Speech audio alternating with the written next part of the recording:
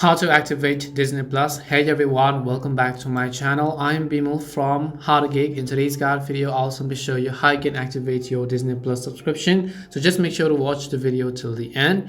If you'd like to activate your Disney Plus account, a Disney Plus account must be activated using the URL disneyplus.com/login/begin. So I'll make sure to drop a direct link in the description box. You can go to disneyplus.com/begin URL and you'll see this kind of interface where an 8-digit code before Disney Plus can be used on your Samsung, your LG, your Panasonic or any other Android TV.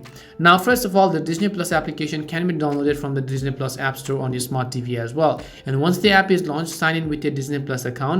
On the screen of your television, you will see an 8-digit code. The next thing you have to do is open your phone's PC or web browser and then just log in. An 8-digit code is displayed in the TV for you to enter at disneyplus.com/begin. As I said, I'll make sure to leave a link down below. Your Android TV will be activated with Disney Plus once you click on continue. Apple TV, Roku and other compatible devices can also be activated using this process.